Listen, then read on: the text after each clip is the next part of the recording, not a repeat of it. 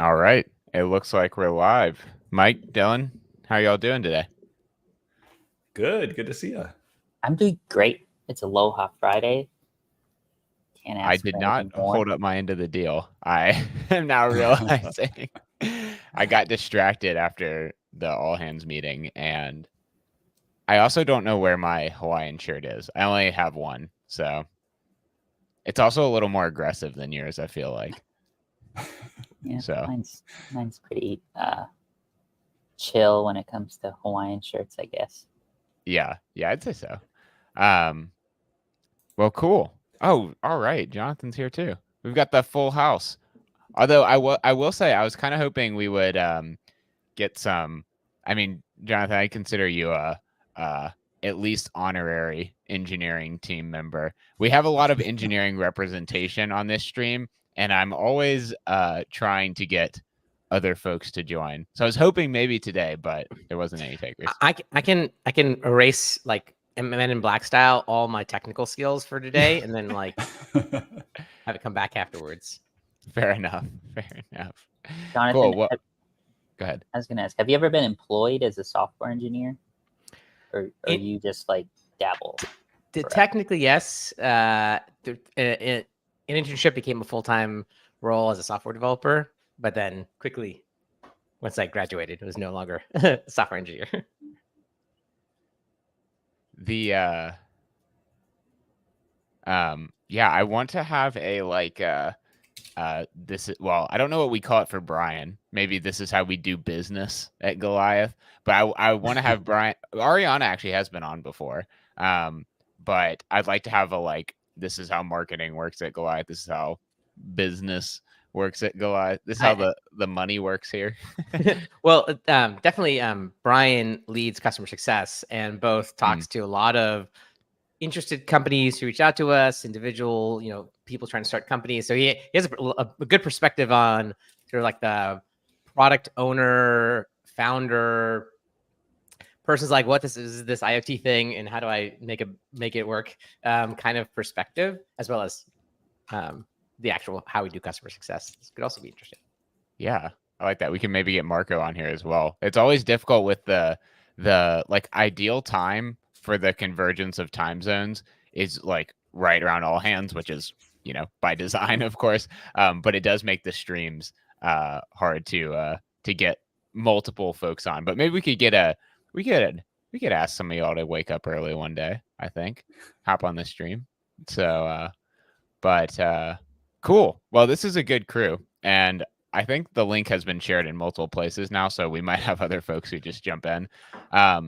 I will say that we are definitely encouraging audience participation today, because if you didn't read the description or see any of the social posts, we are kicking off a kind of new series that we'll probably intermittently come back to, because from time to time we're still going to use this stream for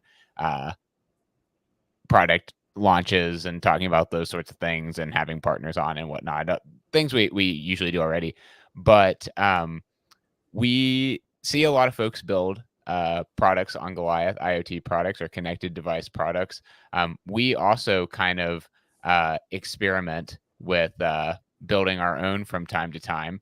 But it's mostly like either two folks like partnering up on a hack day, or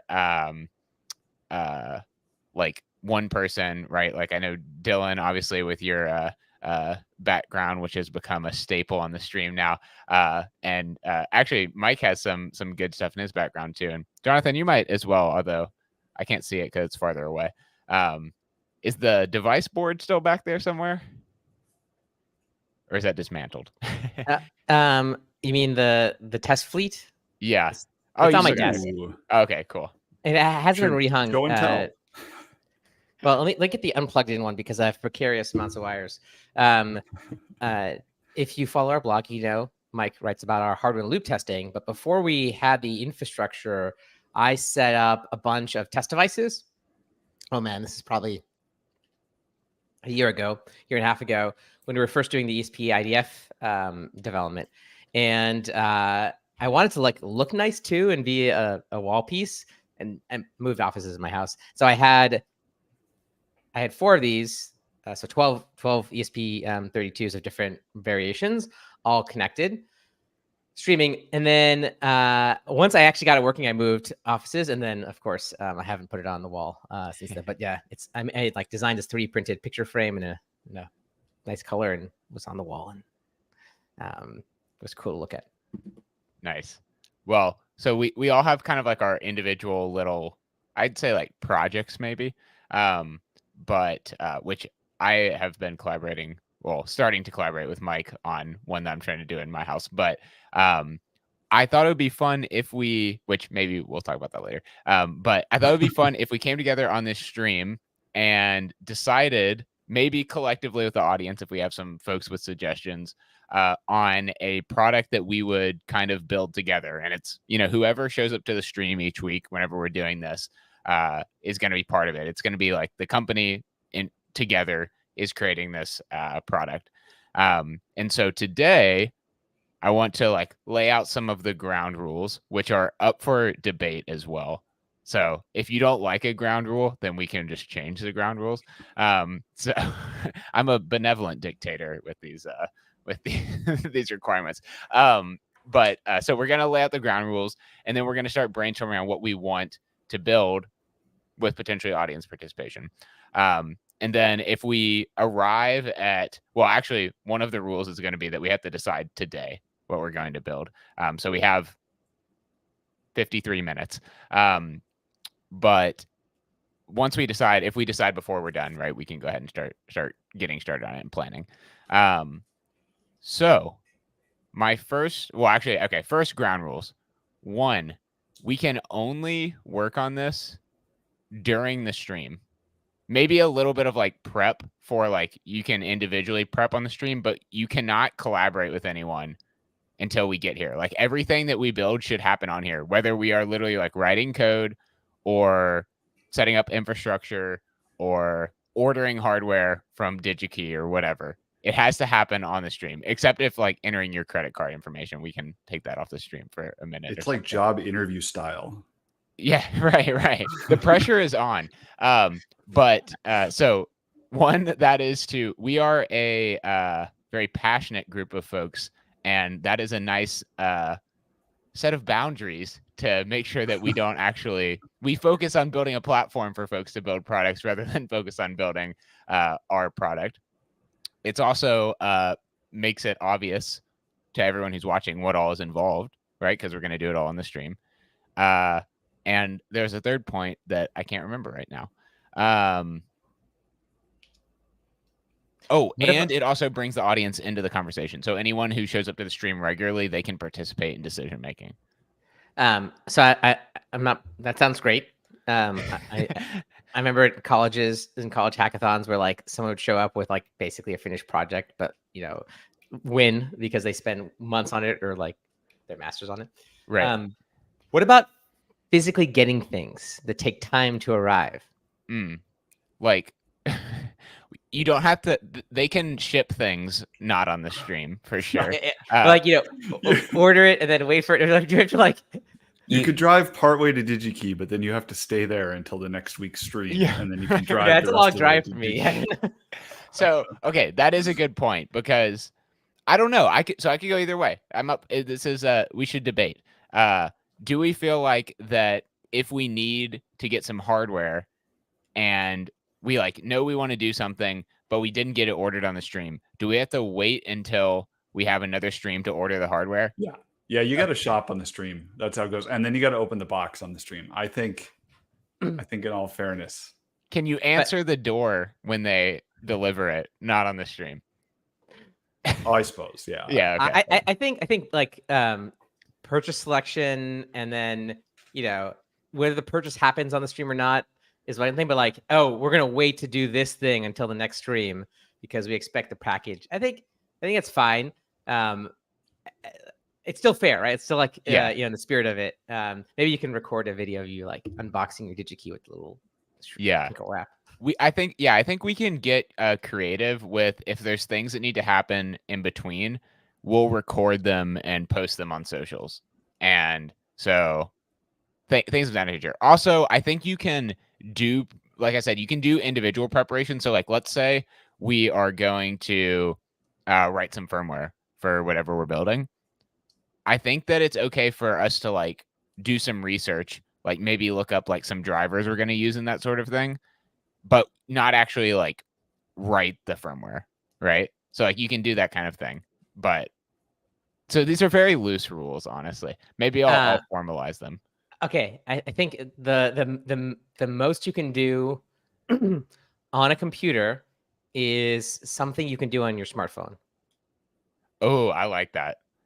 So like reading docs or reviewing a little bit of code, driver code, that's fine. But if you're getting into, well, let me just test this driver. Oh, let me just integrate it with the sensor subs. Then you're kind of missing the point of working outside of the stream. All right, I like that. I will say I have an SSH app on my before. phone though, and I can do almost anything. Yeah. I SSH into this machine all the time from the sofa. It's great, or from anywhere really. But I think we're getting into the weeds on this. I think we should just start and try to adhere to like good sportsmanship. Because my original question about the ordering, I have like a box of goods, and there's an what the Apollo 13 movie where they like dump all the stuff on the table. Like I've done that before. That's not a bad strategy for coming up with an idea, but it may not be like a good product idea or actually fair. Then it's only what I have, not what you have. So right. Cool. Okay. I think to Mike's point, I think we've got the spirit of the rules here, and we'll leave it to each other and the audience to hold us accountable. So if you feel like we're not adhering, let us know. All right. I also like the out of being able to record things out of band. I think that could be helpful if we want to do something like receiving a package or something like that. And if you violate these rules, then live on the stream, you'll have to build a device tree from scratch without looking anything up and get it to work. And you can't do any prep for that one. I would never be able to leave the stream.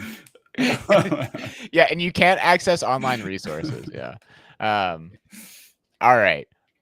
Cool. I think we have the ground rules in place. I think people are probably getting bored with that discussion. So I did mention to a couple of y'all, or maybe all of y'all, before that you should show up with some ideas for what you want to build. I have some ideas. Jonathan, it looks like you said no, but I know you can come up with ideas on the spot for sure. But I'm guessing some of y'all have ideas as well, because every time I talk to anyone at Golioth, they have an idea for something that they should do as a project. So I think we can just kind of like go around the horn here and maybe just say one idea at a time, and we'll keep going around and circle back. So if you have multiple, we'll make sure to mention all of them. But Mike, kick us off. Idea. Yeah. So one thing that I've always wanted to build with Golioth, and it's not earth-changing, and the original idea doesn't even really need to be an IoT thing. It could be like a local install thing. But like if you go to the DMV, you get a number, right? And then you sit in the waiting room, and then there's a whole bunch of kiosks, and the workers, when they're ready, they press a button, and then whatever the next number is comes up on a sign in front of their kiosk, and that tells you where to go, right? So like there's a whole bunch of different devices there. But it's not really an IoT device. So then in like iterating on that idea, I'm like, what there should be is a parking garage that has like distance sensors pointed down from the ceiling, and it can tell if there's a car parked in that slot. And then when the parking garage fills up, you can get on your app and you can see that it's full, and you can actually enter a wait queue. And the parking garage will be able to tell when a spot is vacated, and then it'll give you the next spot. And then based on your GPS, it might skip you because you're not actually there and waiting. And so then it goes to the next person. So you can because like I've seen where you like pull up to the parking garage and it's like X number of spots open, but you're saying like there's an app that's associated with it, and you can claim the spot if you're closer than anyone else who wants to claim the spot. Well, you can get on a wait list, but then it makes sure that you're actually in proximity when the spot opens up. So, like if you're across town, it's not going to be like, it's going to go to whoever the closest person is next. Okay. So, but I like that because the pipelines, like if you think about the DMV thing, with a pipeline, you could go to the queue and figure out what the next queue is, and then it would come back with the number, and the number could then be displayed. So that's like the button and the display above each desk is like inlined. So I don't know, maybe the equivalent to that is like the parking spot has your name on it when you get there. Ooh. I actually think there might be an analogy to draw from with how like ride sharing works in some airports. I was just traveling a little bit, and certain airports require you to be within a certain radius of the pickup zone. So like you open the app, you like put in there, and they're like, "Cool, we'll take your money, but we won't send a driver until you're within like a certain radius, and only then do they pair you with a driver." It's kind of like the same. I think the impetus to say like you're in a queue, but if you're not there yet, then we're gonna give it to the next available person, and when you get closer, then you'll be bumped up in the queue. It's like a similar idea. I like that. Mike, you must have been trying to look for parking spots in Chicago. So what would we call it? Like a connected parking garage spot Reservation. management system. What do you say, Dylan? Reservation, like parking spot reservation. Ooh, System. okay. Let's say parking garage reservation management system. Yes, perfect. I'm pretty sure I saw that on the Gartner hype cycle this last time too. So very common technology here. Spot reservation management. Okay. I am going to grab these ones from the comments real quick. We have Ariana with beat the heat if it goes above 75 degrees Fahrenheit. The beat that tune rings as an alarm. Okay, so musical thermometer, let's say. Or is it still, you still call that a thermometer if it's like just like what is it? Yeah, I think you still would. Thermometer. Okay. And that's Ariana. All right. And then we have, y'all need the hardware equivalent of an imperfect produce box where random box hardware shows up each week. And I don't know if this is a suggestion for the product, although I would participate. Yeah. I am putting that on the roadmap now. July electronics mystery box. Well, Mike, wasn't there someone from the Hackaday world who did like a Shenzhen mystery box or something?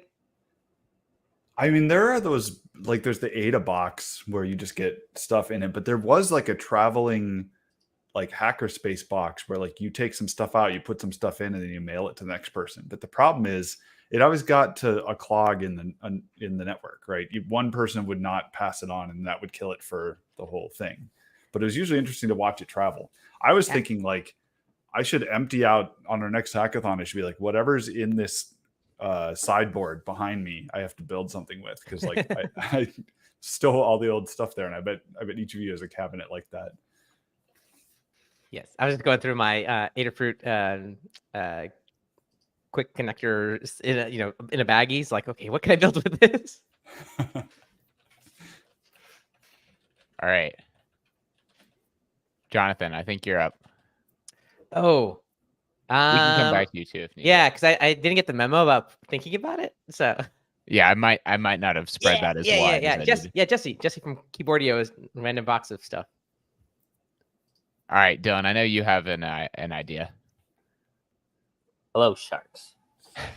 Have you ever tried to start a small business, select a retail store location, and wondered how much foot traffic is at that retail store location so that you can forecast your business revenue based on the number of people that walk by? If so, I have an idea for you. So this is a real story. Next weekend, actually, my wife is opening a retail store that sells plants. And I was wondering the other day, how do we estimate how many people walk by on the street and could potentially be customers? So I was thinking about an idea where I don't know if you want to use a camera for privacy reasons. You could use a camera, but maybe like a presence sensor of some kind to just count people that walk past. And then that could give the business owner an estimate of how much foot traffic is in that location. And then the other idea I was thinking, you could then sell that to like real estate companies who are trying to like lease out retail spaces, and then they could show that information to prospective tenants who might want to put their business there, of like how much foot traffic that particular business gets. That does sound. I wonder if that exists. I feel have like heard we'd just about put a Wi-Fi access point and then count MAC addresses.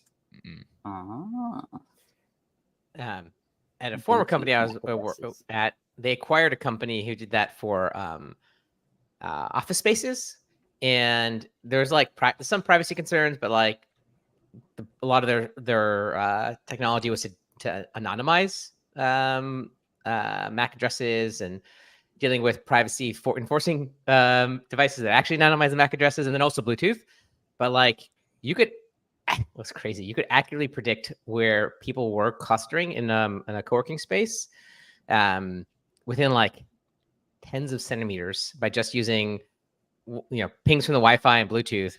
And the reason why they acquired this company was to better design the layout. So if a lot of people are hanging out in one area where there's like no couches, like, oh, maybe we should put a couch here. And if they're on this floor, not that floor, then maybe we should put more booths up there.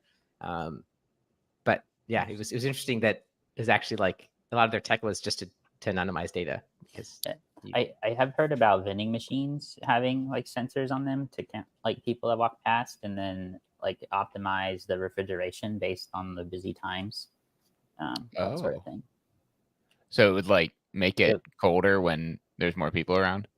Yeah, I can't remember who it was I talked to about this, but the idea was like universities, and you have like different classes around campus that are like busier at different times.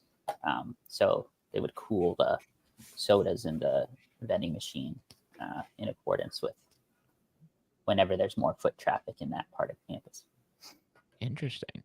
I remember now a Hacker News post from, I think it was like a couple of years ago, where someone in their college campus had done something where they were counting like MAC addresses or something like that to determine when like the like food hall or whatever there was like high traffic or whatever, and then they would go when it was the lines were less and that sort of thing. So yeah, that sounds like an interesting one. I have some ideas of how to do tracking that may be more or less privacy sensitive. Ooh. If we riff on it, I'll come back to it. All right. I like that. Jonathan, do you have an idea that's top of mind? I'm still brewing one, and the reason why. Okay, let me tell you why I'm kind of being wishy. A lot of what we do and like we get excited about is all about sensors, which I love sensors, and more sensors are better. And some of our customers do things that actuate in the real world, but like all my ideas are around sensing things. Sensing UV for my little plant outside, trying to do positive encouragement for my kids, just weird sensors because they're cool. So like I was trying to think of a thing that is, using sensing to actuate something. And this is kind of boring because many products exist like this. But I mentioned I have a small little tomato garden thing actually outside my window. That's why I keep on pointing this way. And I have an off-the-shelf timer that hook up to the spigot, and then like every other day it releases some things to my drip irrigation. But I don't know, like is that good? Like if I give it enough water, is it getting too much? Last year I didn't get any yield. I got like 10 tomatoes in 2 plants, and I think I underwatered them. And this year I think I'm overwatering them. And so the thought would be sort of a device that measures the soil moisture levels for my plants. Very simple. Doesn't even have to have ones at every plant. And then based off of some logic in the cloud, decide when to turn off on or off the water spigot. Very simple solenoid actuator. A lot of these products exist. They're really expensive for what they are. And some of them don't even include like weather data. So if it's raining, it'll still turn on, even if it's currently wet. So I was like, oh, then you can pull in a little bit of weather data. And again, this is like off-the-shelf products, but it's just an idea that's been kicking in my head for some time now. I like it. We call it automatic. I could use that over here. Yeah. So I don't really have a faucet to hook it up to. I'd have to like get a big barrel, like big jug of water, and then like put a pump in there or something. You gravity fed, and you could just have a solenoid that opens or closes. Actually, that's a great idea. My when I was traveling I was with my in-laws last week, and they were about to leave town after we left, and my mother-in-law has like this. She's grown this rose garden on their deck. She's very proud of it, and they're going to be gone for a week and a half, and so they had to hire someone to go water this thing. And I was looking into either like mechanical watering things you can kind of fill with water and it slowly leaks, and it's like, okay. And they have a whole bunch of really interesting like solar powered controllers that either are just a like Mike was saying, a jug that lets the water flow down on schedule, or if you have a spigot, it's again, it's kind of like a solenoid valve too. But same thing, like you program them and you kind of like have a jug sitting around there, and there's not a whole lot of fidelity. I think there's could be a variation of the same idea for maybe indoor versus outdoor. Ooh. Definitely. Maybe just different things. Different challenges with each. Mm-hmm. I also forgot a rule, which came to mind because I think like just because a product exists, I don't think that rules it out for us. Because one, Jonathan, you mentioned like we can make it cheaper. The other thing is everything we build has to be open source, and so I think that like there may not be an open source example of a product like that. So I think that's a differentiator in itself. So as we're going through ideas, I don't think that rules anything out. Cool. I put down connected plant irrigation. Is that good? All right. Ariane's got a suggestion too in the comments there. Oh, nice. Ooh, sounds similar. I wonder, maybe we should expand it to just like connected water, or it's not irrigation in that case, but it's like water control, environmental control. It should count eggs and also open and close the coop door. Know if all the girls are in or not. Smart coop. Smart coop. Yeah, I'm gonna put that down as a separate one, but maybe we like merge them or something. Smart coop. Ariana. But I am dying to hear Dan's, because I know Dan's brewing a good one. Okay, well, I have a couple. I'll start with the one that I've been talking to Mike about, and I thought about maybe going on a field trip to show this one, but I am using. It could. That's probably not a good idea. I'll get more mobile in my next one. Okay, so I have like only ever really lived in apartments because we've moved a lot and et cetera, et cetera. And so anytime we move somewhere, I am always like, I don't want to put anything on the walls because we're going to move in a year. We're going to have to patch the walls. Like we're going to buy something and then have to travel with it. It's going to be a huge pain. But we stayed in an apartment for longer than a year. Please clap. So Katie, my wife, insisted that we put some pictures like on the wall in our like, it's like a living room. It's all like one thing, but in the living room, put some picture frames on the wall with pictures in them, as one does, and over our couch, because the wall is just like, it's like a tan wall that's just totally bare. It's kind of like Jonathan's office. And so we put them up, but they're like square picture frames with like a large mat, kind of like the style I'm talking about. This one I wanted to go on a field trip, but like a large mat. So the actual like picture size is about the size of a sheet of paper, but there's like a large mat around it and then a frame around that, and they're black and white. So we put those up, and they had like stock photos in them, and we like lined them up, and hung them. They've now been there for months, and they still have the stock photos in them. And we talked about a variety of ideas that we could do to like populate them. One of them was like, put family members in them, whatever. Another one was like get topographical maps of each of the places where our families live and put those in them. We thought that was cool. And then I thought it would be really funny. We had some friends over, and it's kind of a meme now that we have like these pictures up in our house, but there's the stock photos. And I was like, it'd be really funny if we had people over, especially like if it was people we were having over for the first time, and they walked in and their faces were just like in those pictures. Like, I feel like they would feel really weird, but also it'd be funny. And it'd be like that sounds welcoming. It's like we were honored as our guests. Here's our shrine to you. Yeah. I mean, it's like you get holiday cards at the end of the year, and like we still have those up from last year. So my sister's family was here last weekend, and they're like, "Oh, there we are." Like it's very welcoming. Yeah.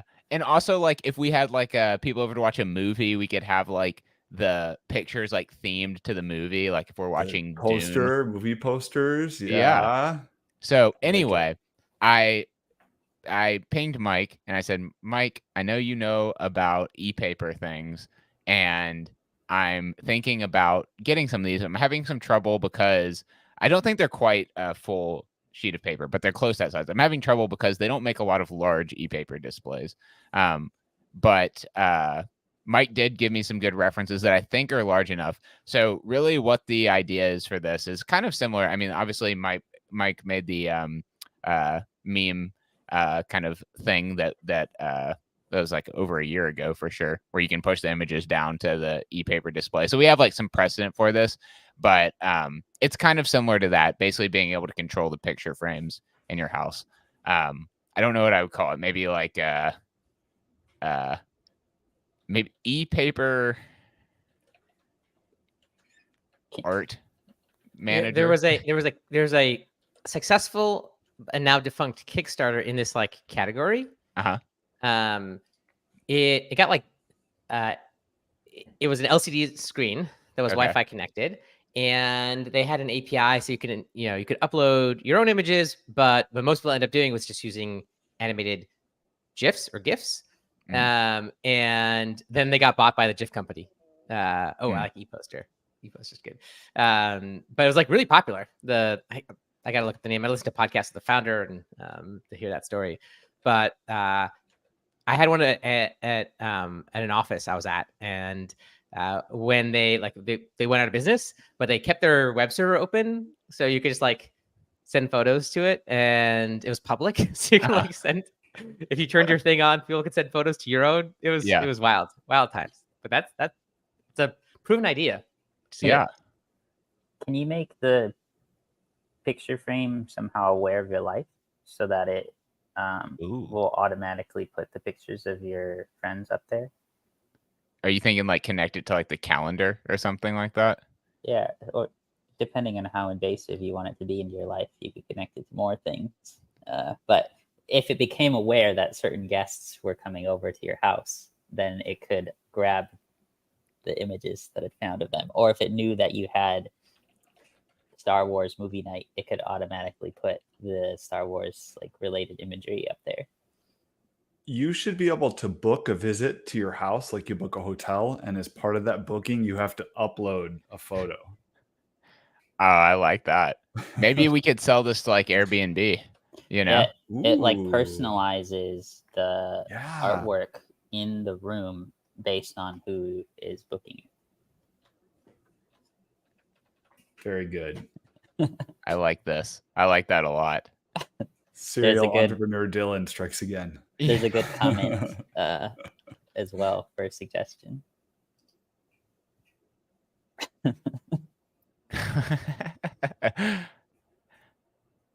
Nice. That seems like it could have some privacy concerns, perhaps.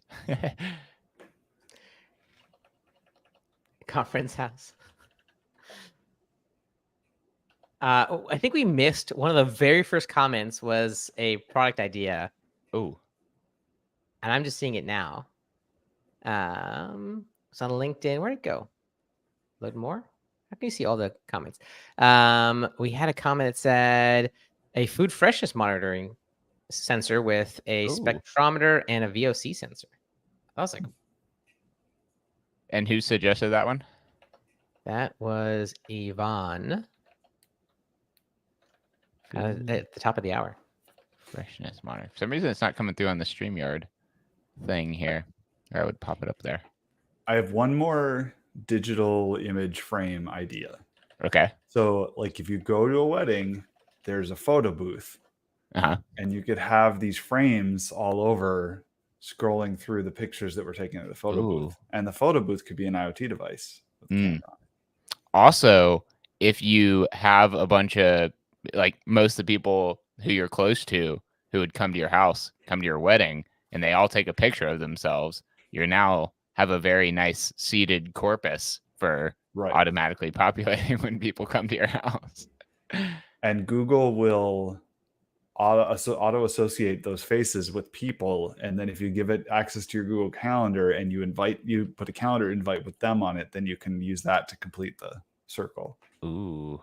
But this sounds like a whole suite of connected products that all function in the same ecosystem. So you can have the doorbell camera, so then you push the button, it takes the picture, puts it on their face in the picture frame. You have the wedding photo booth that collects all those images, and then you have like the SaaS application for booking the visits to your house and that sort of thing. And then it's all AI connected into your life, so it knows what movies you watch. I don't know why we might have to do some. We might have to put some of our scoping talents that we have at Golioth on display for this specific idea. Considering the stream is like 1 hour, right? And we can only work on it during the stream. How many weeks? How many weeks to build? Until it's done. Also, we're not going to do this every stream, so we're going to have to be real aggressive with the scoping. We might start to bend some of our rules about doing everything on it, especially if it's this one, because I'm going to have to consult with my family and buy a custom door so you can install a camera into the door. And right. I don't know how our landlord make the beat it sensor that once it gets to be 75 degrees plays beat it. We can make that in one stream for sure. Like our reference designs already have enough of that stuff, and like the Thingy 91 has a buzzer on it, so we can, and so does the Aludel Elixir, I think. Yeah, and this little guy has a full speaker, so I can play whatever you want here. Just not on the stream. Under 30 seconds. Right. We don't want to get demonetized. Right. Wow. This is actually the monetization of Friday afternoon stream is actually how we make revenue here. Okay, cool. So we have lots of thoughts around that one, but I want to keep going through so everyone's ideas get reflected. Mike, did you have any other ideas? No?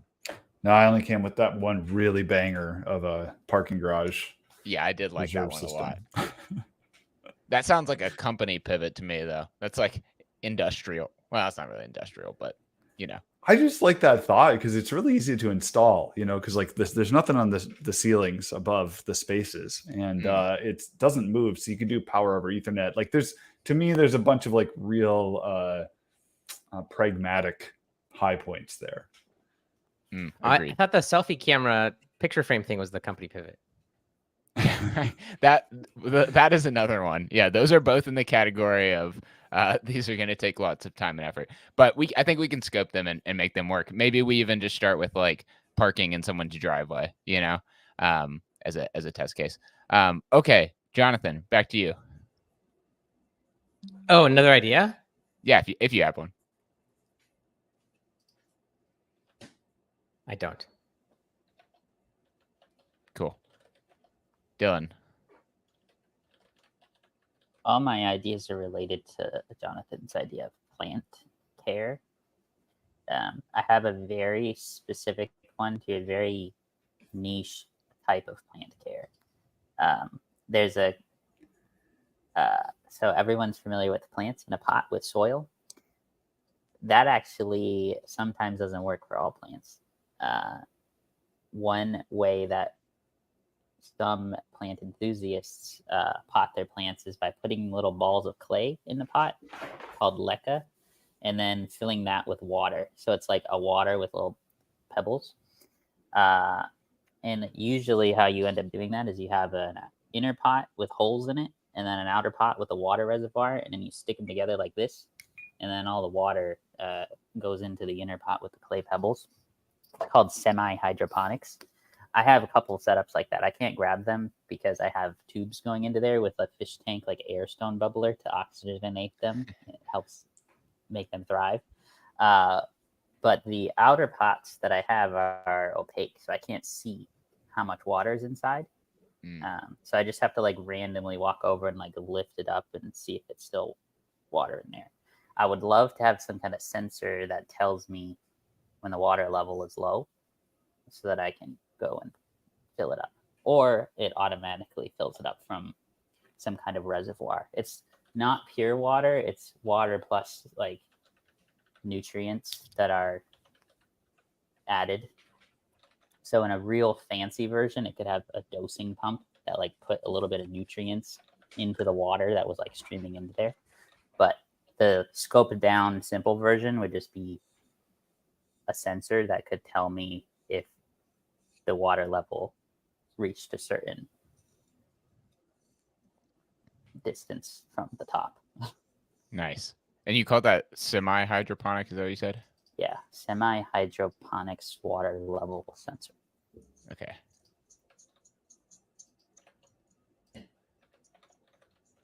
Water level sensing system. All right.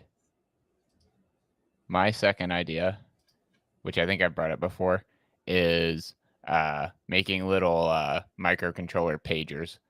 So when we get alerts on our services, we're all carrying pagers, but they're pagers that we built. And when new engineers, or we can have non-engineers and they can just have them for fun as well. When they join the company, they get a pager, but it's a Golioth built pager. When you say pager, are you envisioning what I immediately thought of, which was an 80s style black chonker with green LCD? Absolutely. Black. Yes. Yes. Nothing but that, actually. And maybe other people can use them too. But anyway. I had a similar thing in mind like that for doing laundry. Because if you're living in an apartment complex that has a centralized laundry place, then it's a pain in the butt to run down and find out that it's not done running yet. But if you had like a little magnet device that you could just like up to the side of it that could detect the vibration, then when it stopped, it could send you a text message. Oh my gosh. That might be the winner for me. I'm thinking about in college how much I went up and down to the things because like I was trying to get something washed before like class or something.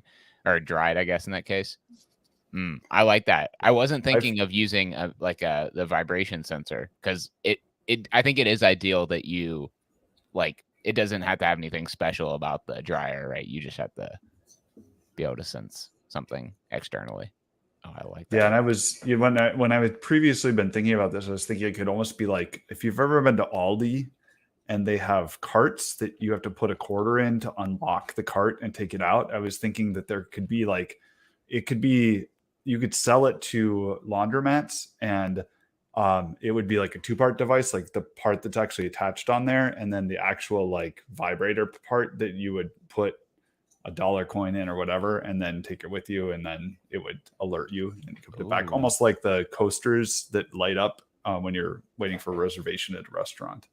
Yeah, that's interesting. One of the things that I was thinking about coming into the stream is like if in building the product, it like exposed new features that we wanted on Golioth. I think that's like always a ideal thing. Something that's like interesting there is like a like the concept of paired devices. You know, like the thing on there and the thing that notifies you is like a representation of that. Obviously, we have like some primitives that you could perhaps do that with like tagging or something like that today.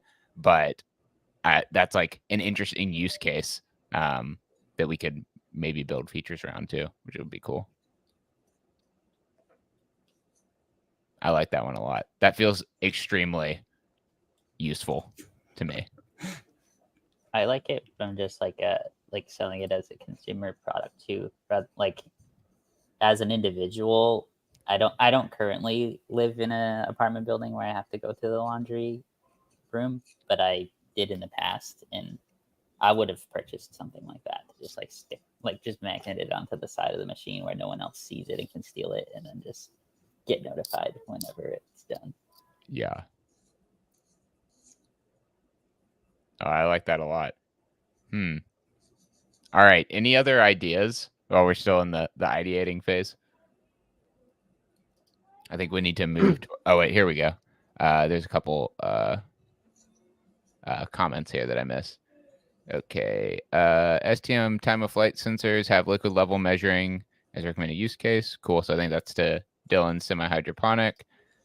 Soil moisture sensor using aerometer and simple ESP32. Water tension in soil. That's cool. Yeah, Ariana mentioned the laundromats. Yeah, end-to-end encryption related comms between two devices effectively paired. Yeah, for sure. Yeah, and I think that's what Ariana's next one is too. Is like, yeah, you need a second. You'd either need a second device or the option to send texts. Mm-hmm. The thing is, like in a public laundromat, I don't really want to put my phone number in and then get alerts for everyone else's laundry after mine because the system malfunctioned. Yeah, that's fair. I guess like. But if you own the device, yeah, like in our house, our laundry's in the basement and you cannot hear it. Like you can, if it's really quiet and you open the door to the basement, you listen, you can kind of hear if it's running or not, but you mostly have to go down there. So we'd even use it in our home if we just had like a light that came on for 5 minutes once it was done running. Yeah. I actually think it's also good for people. You're saying you don't live in a shared complex. This is the first time I've in our house now. We moved in and they bought a smart washer dryer. And literally its only purpose in life is to let me know when someone who's staying in my house runs too many loads of laundry. Like that's its only value. Which to say, like, I don't know what else it has going on for it, but like that notification is its purpose in life for the connectivity. But about a month ago, for some reason, the washer just could not connect to the network. And it was saying, I was looking at the apps like, oh, this error message means you can't get Wi-Fi, except the dryer that's 1 centimeter away is on the same Wi-Fi network and is actually further away from the Wi-Fi. So I think device, you're wrong. So I feel like getting a personal device, device for your home, even if you have you're not in a laundromat or a college setting, just adding that's reliable, you can control. It's a better version than my smart washer dryer. Yeah, I like it. Cool. All right. So we're 48 minutes in. I think we have enough ideas to start paring them down and voting here. I think here, I'll share my screen. So I've been taking notes on them. And we'll make this available. I'll create like a repository or something like this that we'll start dropping all the things into. Now I can't wait to see what platform Dan took notes on. I did it in a gist. A gist. All right. Yeah. Well, I would not have guessed that one. Good job. I popped open NeoVim as I do for everything. Well, actually, first I was like, maybe I'll put it in Notion, but then I didn't really want to share our internal Notion on this stream. And then why not Excalidraw? Well, don't worry, Jonathan. I promise there will be Excalidraw involved in this effort. But and then I just was like, oh, I'll just pop up in NeoVim. I want to do Markdown anyway. But I started typing, and then I was like, I still have my issue with sharing my desktop in the browser. All right. So I just popped it in here. Okay, so going through them, we have parking spot reservation management. Mike, we have the musical thermometer from Ariana, retail foot traffic monitor from Dylan, connected plant irrigation. I'm not going to read them. You can all see them. It's on the screen. Okay, so I think that I haven't decided a voting process, so I'm open to feedback here. I feel like we could just do discussion based. And now if anyone in the comments feels strongly about them, just start commenting which ones you like. This is going to be an informal process. This is not a full democracy here. So we're just gonna talk about it and decide. But we will take comments into consideration and show them on the screen. Wait, are we supposed to like pitch and like convince the audience why our idea is the best? I think that. Well, yeah, that we could do that. I think that we need to pare it down from this list, though, because like if we go through all of them and try to make an argument, if we're all like already on the same one, then maybe we can go a lot faster. So maybe we'll just go through around the horn again, and each person just say what your top choice is, and please feel free to say your own because that's great if so. All right, Mike, back to you. What is your top choice from this list? I like the idea of more devices. So I think the idea of like a laundry vibration sensor to outfit a laundromat. So you would have a bunch of devices, and then you might also be able to get data on like how the laundry mat machines are being used. Like if some are being overused and some are being underused, you could rotate them like tires on a car and that sort of thing. So like that interests me for the wider fleet version of that. Cool. All right, Jonathan. I'm trying to look at the list again. Do you pick our number one, not our top three? Yeah, let's just do number one. Why do you make me decide? I do. I'm definitely being a fan. Fair weather fan on the vibration sensor here. Partially because I think it incorporates a couple of interesting things, like how do we develop the vibration algorithm? Is that simple, or do we use some sort of intelligence? I also like the people counter because I think it might have some interesting like the imagery stuff and like dealing with what kind of sensor we have, and is it anonymized, and like what's the right design for that sensor? I think it's a more interesting sensor, but I think from like we've all got pretty excited about the laundry vibration sensor, so that's me my vote. All right. On the camera one, you could take pictures of shoes to avoid the privacy issue, and then it could be a shoe counter. Then you could also sell the data to shoe companies and see. I guess they already have the sales numbers, but what is actually being used versus what's in their house. Right.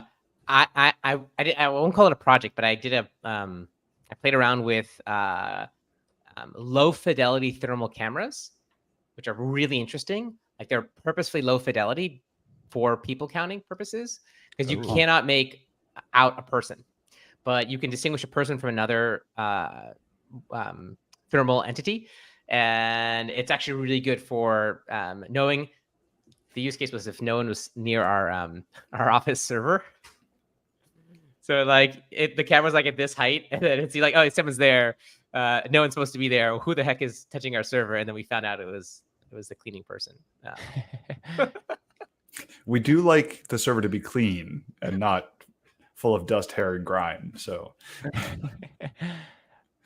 all right, Dylan, you're up.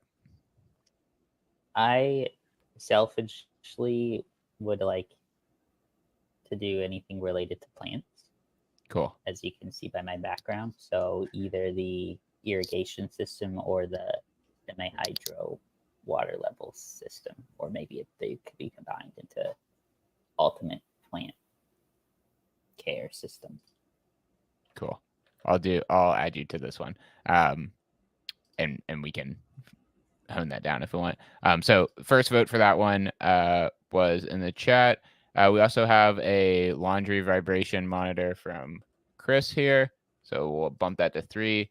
Appliance task completion sensor. I think Ariana's talking about the laundry one there. Correct me if I'm wrong there, Ariana. And then here's another idea. Image-based product which can gauge, for example, read a water meter or a pressure gauge in household. Oh, that's interesting. Yeah, that's interesting. Some good machine learning potential there. Okay, Ariana said that's right. Okay, cool. I guess it doesn't matter what my vote is at this point. I'll join the bandwagon, though, because I think the laundry one is pretty neat. and I'll throw my vote there. So we've got a 5-2 for the laundry vibration sensor. All right. Does anyone want to make a spirited rebuttal as to why we shouldn't do the laundry? This is a very structured voting process, as you can tell. But if anyone feels strongly before we commit to 1 hour every once in a while on this very big commitment, does anyone want to push back? Like, as in just making an argument, even though I don't think it's a valid argument. Probably not. I mean, maybe. Yeah, if you want to do a straw man, then that's fine. That wasn't exactly what I was saying, but that's fine if you. No, I was gonna make a ridiculous claim of, we don't want to be encouraging people to do laundry because it is wasting water, and rather you should reuse clothes and use natural streams for laundry. I'm definitely going to tell my wife that's why I'm wearing the same shirt I did yesterday. As I just said, I track people washing my house. Yeah. I think my argument against that, Jonathan, is that the reason this is a kind of a cool project is because I think out of all of these, most people, whether they have a washer and dryer like in their house or have access to like a laundromat or laundry facility, like all of us can get our hands on a washing machine and magnet a device to it, and so we could all use this one and test like dog food it, which is pretty cool.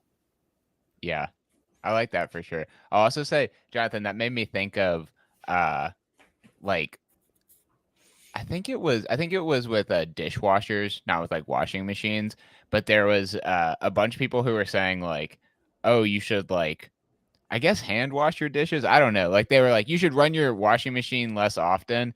And then there was like research into it, and they're like, no, actually, like your washing machine is so efficient these days that like literally doing like one dish in your washing machine at a time is like more efficient than hand washing. Don't quote me on the stats there, but something of that nature. I wonder if it's similar for. Yeah, I've definitely debated both washing modern dishwashers and washing machines, specifically though not the drying side.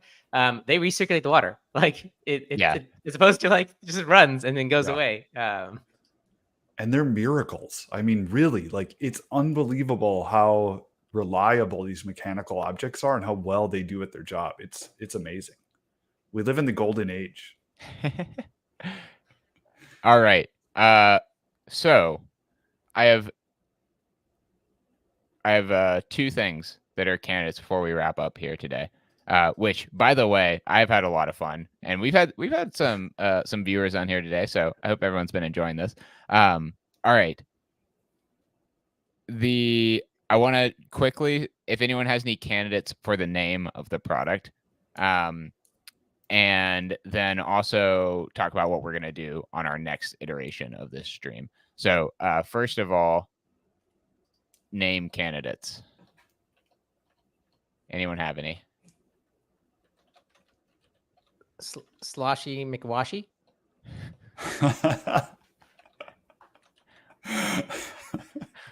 Do we even need to say anything else? Are we done here? Do you remember? I think we're probably done. Yeah. Do you remember the like Google crowdsourced a name of a library or something? It was like a Bodie McBoatface or something. Yeah, it was the shit. Yeah, It's the name of an icebreaker ship in the UK or something like this, right? Bodie McBoatface. Yeah. That's Sloshy McWashy. I like it. We could do something off of like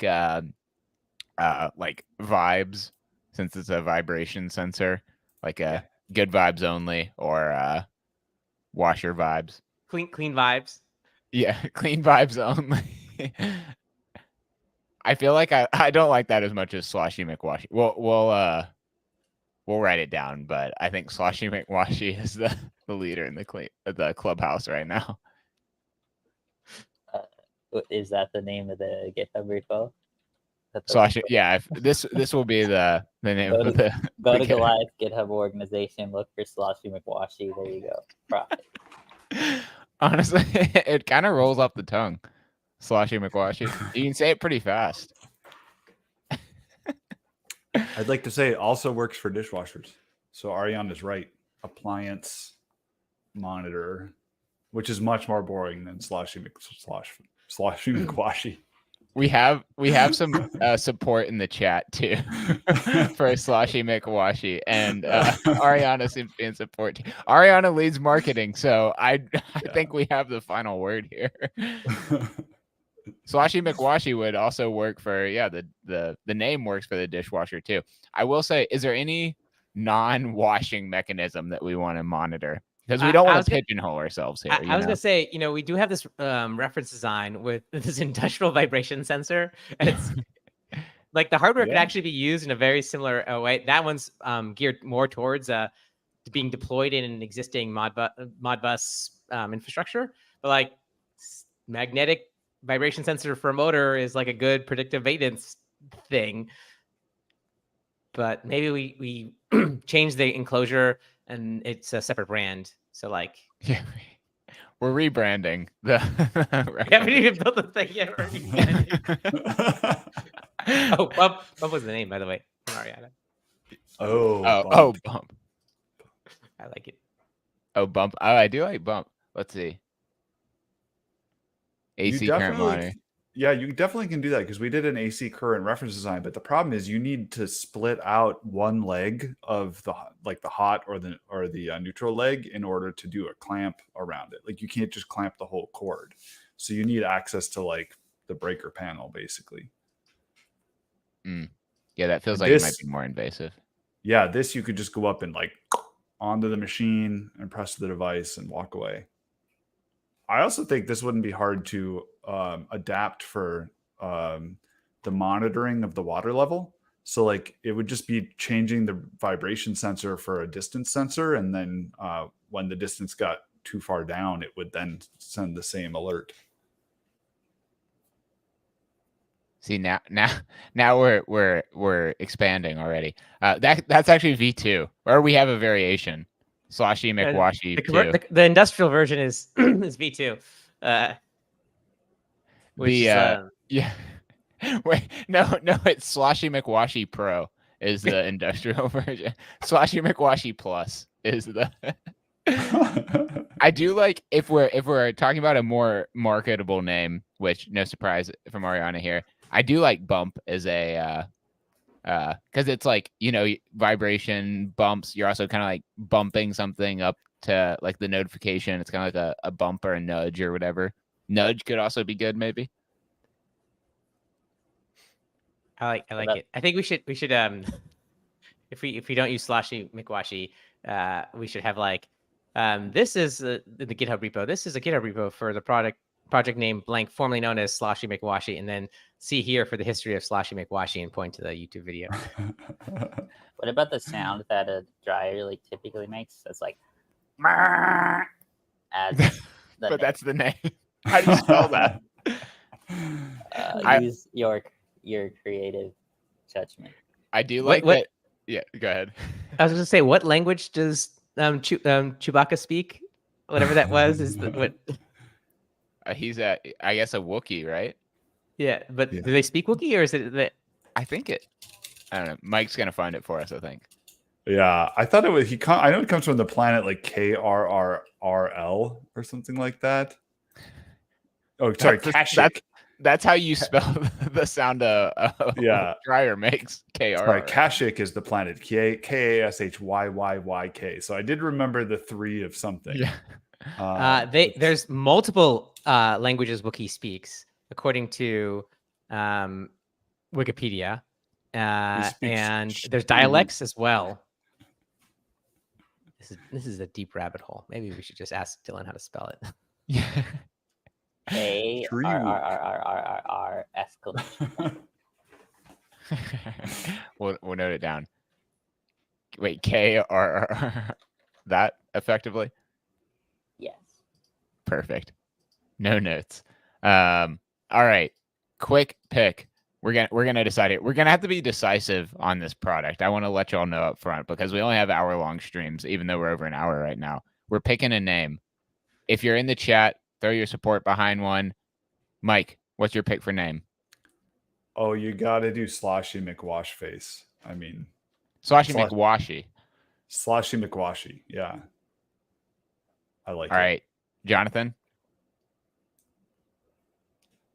Yeah, Sloshy McWashy all the way.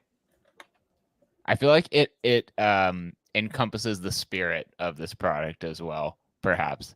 Dylan, what's your vote? I'm also voting for Sloshy McWashy. Oh my gosh, it's gonna be a runaway. I am also gonna throw my support behind Sloshy McWashy. Apologies to Ariana and any of the branding that we ask her to do around this. Okay, Sloshy I or think nudge? we should reserve the right to change the official name at launch. This is the project code name. Okay, sure. May or may not become the product name. We reserve the right to do literally anything we want on this stream. but this is where we're starting. Yeah, we've definitely we're getting lots of love for Sloshy McWashy in the chat. All right. Well, okay, so I think next stream that we should maybe we can think about this, but not do any work on it. Just, when you're falling asleep at night, just, commit. What, that meme where the two people are in the bed and one of them's like, I wonder if they're thinking about, whoever. And instead it's like, no, I'm thinking about Sloshy McWashy. I didn't explain that very well, but hopefully some people got it. I know the meme. I know. Okay. I was trying to explain it anyway.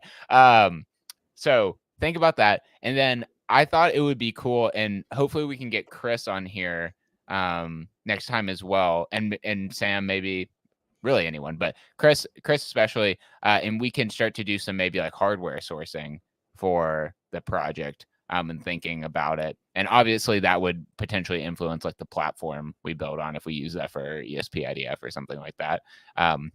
So we'll tentatively plan for next stream being focused on hardware sourcing. Sound good to everyone? The next stream of build a product or next week? No, next year of build a product, which is whenever we decide. So I think that we might end up bending some of these rules because there have been some of us who have been known to late at night be doing things, and maybe we'll jump on streams and do stuff. So, yeah, I was going to say, how much of this do you want done for next week? Yeah, what? Ground rules. You know what? I think these ground rules are already getting a little bit shaky, so we might change the. I am going to create a repo and put this mark down in there so I can link it on socials after this, which is technically doing work off the stream, but we're going to be real loose with the rules. So maybe we're just going to throw them out. If we need to qualify administrative tasks like pushing the order button, publishing notes, I think it's okay to do outside administrative tasks. All right. I like it. I think that's good. Cool. Okay, well, I think we can wrap up here. Usually we check in with what folks are doing on the weekend, but we're a bit over time here. If anyone has anything that they want to share, that's great. Otherwise, we can go ahead and wrap it up and get back to our real work, which is obviously not as important as this, but All right, cool. Let's wrap it up. Well, thanks for everyone who is in the chat. Good participation today, and we'll let you know when we might rebrand these streams as the Sloshy McWashy streams coming up here. I will link the repo on Twitter and LinkedIn. So yeah, stay tuned. But Mike, Jonathan, Dylan, everyone in the chat, thanks for joining. And I hope you all have a great weekend. Have a great weekend. Thanks, everyone. Bye, folks. See you, folks.